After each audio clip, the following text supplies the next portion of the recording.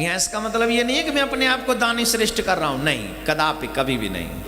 जो भी कदा करते हैं वो श्रेष्ठ दानी है। क्यों? बोले तुम तो 2-4 लाख रुपए, 10,000, 5,000, 2,000, 1,000, 100, 50, 10, 20 रुपए देते हो, लेकिन वो तो तुम्हारा कल्याण तुम्हें दान में देते हैं, कल्याण देते हैं। सोचिए ना। तो कृष्ण हमसे दूर क्यों है? बोले हमारे अंदर वो द्वेष, वो वासना अभी मौजूद है। अभी हम कृष्ण से मिलने के लायक नहीं है। हम यहाँ बैठकर भी कुछ न कुछ और सोचते रहते हैं। मुझे एक संत जी ने एक कथा सुनाई, बहुत अच्छी है। एक हमारे वृंदावन में उड़िया बाबा का आश्रम आपने देखा होगा, बड़ा प्रसिद्ध है। उस समय बाबा जी मौजूद थे, तो बाबा जी कथा सुनाया करते थे, प्रवचन सुनाया करते थे। तो एक स्त्री गई, बाबा जी मुझे आपसे कुछ कहना है। बाबा ने पूछा, बताओ बेटा क्या कहना है? बोले बाबा जी एक साधु बैठा रहता है वहां पर, और वो मुझे पूरे, जब तक कथा होती रहती है, वो मुझे देखता रहता है। ध्यान से सुनना मेरे भाई, अच्छी बात है, दिल्ली वालों को अच्छी लगेगी। बाबा जी मुझे आपसे कुछ कहना है। बाबा जी बोले, बोल बेटा तुझे क्या कहना है? बात उड़िया बाबा की है। बाबा जी जब आप कथा कहते हैं तो एक बाबा जी वहां बैठे रहते हैं और वो पूरी कथा पर मुझे देखते रहते हैं। बाबा जी ने पूछा, मान ली कि तेरी बात सही है, पर एक बात बता, तुझे कैसे पता चला कि वो तुझे देखता है?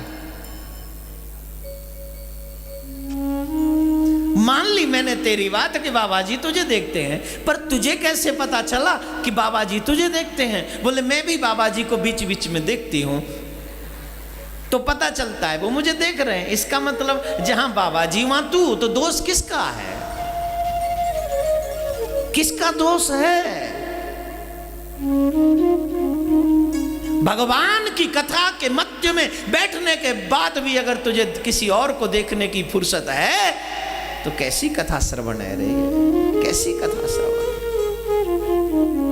भगवान की कथा सुनने के बाद बहुत से लोग बांके बिहारी जी का दर्शन करने जाते हैं, और दर्शन करने जाते हैं तो साथ में, ए हस्बैंड जी कितने हो? इत्थे आ, इत्थे आ, इत्थे गुजे इत्थे।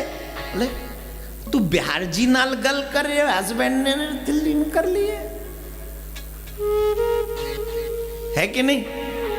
बच्चों को भी देखना, इधर आ जाओ, इधर आ जाओ, इधर आ जाओ। इतने में गोसाई जी ने कहा आगे बढ़ो। बिहार जी पीछे रह गए, हम बच्चों के साथ निकल आए। जो बातें दिल की करने आए थे बिहार जी से कर ही नहीं पाए। It's too bad. Bihar ji के सामने जाकर भी तुम्हें बच्चों की, पति की और परिवार की चिंता है। कथा में बैठकर भी तुम्हें इतनी फुर्सत तुम किसी और को देख सको। It's too bad. आसरा इस जहां का मिले ना मिले, इस दुनिया का आसरा मुझे मिले न मिले, I don't care, but I want to meet you, I want your help. God you help me, please you help me. और दुनिया में भगवान ही हमारी सबसे अच्छी हेल्प करता है, कोई और हेल्प कर भी नहीं सकता। भगवान के सामने जाकर एक ही बात तुमको बार बार कहनी है। जानते हो क्या? वो कब हेल्प करेगा तुम्हारी? बताऊं कब करेगा हेल्प? कि रहने दो, बता देता हूं। अनाथ बंधो करुणेक सिंधो, हाहंत कथम नयामि, हाहंत कथम नयामि।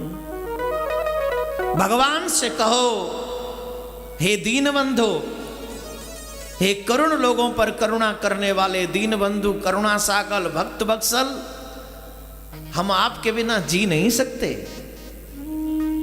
देखो भाई, सच्चाई भी इसी में है कि तुम भगवान के बिना जी नहीं सकते। Without God you can't survive. बोलो हाँ या ना? भगवान के बिना जी सकते हो? अपने हाथ में रूमाल पकड़ो। आपके हाथ में नैपकिन, रूमाल कुछ है? है क्या? नहीं लाए हो? गरीब कहीं के, कुछ तो लाए हो, पकड़ो पकड़ो, ऐसे हाथ में पकड़ो, ऊपर रखो थोड़ा सा, बस ज्यादा नहीं रखो, इतना ही रखो, एक उंगली ऐसे पकड़ रखो, और अब यहां इसे छोड़ दो, वहीं छोड़ दो। क्या हुआ? क्यों गिर गया? क्यों गिर गया? क्योंकि आपने छोड़ दिया। आप अभी जिंदे क्यों हो? क्योंकि अभी भगवान ने आपको पकड़ा हुआ है, और जिस दिन भगवान आपको छोड़ देगा, जैसे ये नैपकिन गिर गया है, वैसे ही आप भी।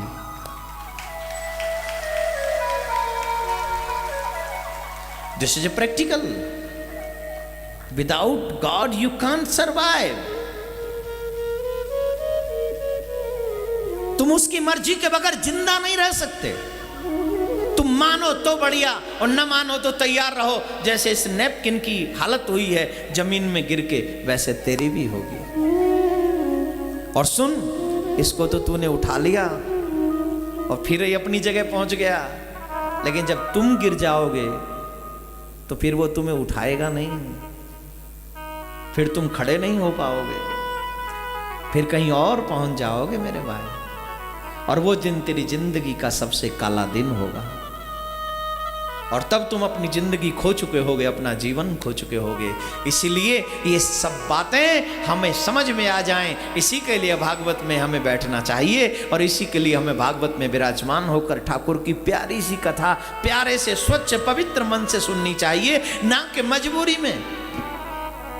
ये सोच के मत सुनना कि देवकी नंदन 1.5 साल बाद दिल्ली आए हैं तो सुनना है। ये सोच के सुनना कि हमें ये मौका बार बार मिलना चाहिए, हमें इसलिए जाके सुनना है।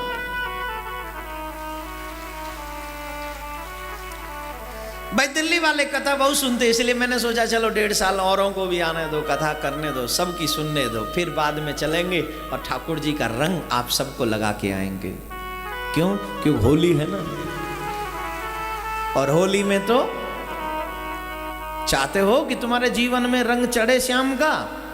अगर चाहते हो ना तो ईमानदारी से प्रण कर लो 7-8 दिन कि जब तक तुम्हारा रंग नहीं चढ़ जाएगा हम ये कथा पंडाल में बैठे रहेंगे महाराज, और रंग चढ़ेगा 26 तारीख को।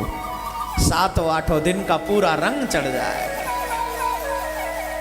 इसलिए पूर्ण नियम के साथ, नियम में बताऊंगा, कथा जब पूर्ण होगी कथा को प्रारंभ करें, ये थोड़ा सा कथा के मर्म को समझाने के लिए। और आज मैंने बहुत अच्छी बात, आई थिंक सो कि अच्छी थी, आपकी नैपकिन वाला आइडिया अच्छा था कि नहीं? बताओ किस किस को अच्छा लगा?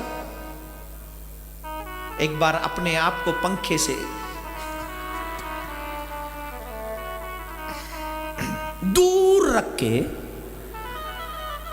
सोचो कि हमें गर्मी भी लगती रहे तो उसका आभास ना हो। यही सच्ची भक्ति है। जब कथा पंडाल में बैठो तो दुनिया का कोई सुख दुख तुम्हें याद ना रहे, यही सच्ची भक्ति है, और ऐसे ही सच्चे श्रोताओं की पहचान भी है। नैमिषारण्य, जहां सौनकादिक 88,000 ऋषि विराजमान हैं, सूत जी महाराज वहां विराजमान हैं। सूत जी महाराज से कहा गया, प्रश्न किया गया, हे प्रभु आपका जो ज्ञान है वो करोड़ों सूर्यों के समान है। विश्व शांति सेवा चैरिटेबल ट्रस्ट के द्वारा चलाए जा रहे सोशल मीडिया से आप सभी भी जुड़ें। YouTube के सब्सक्राइबर बनने के लिए YouTube में टाइप करें देवकी नंदन जी महाराज।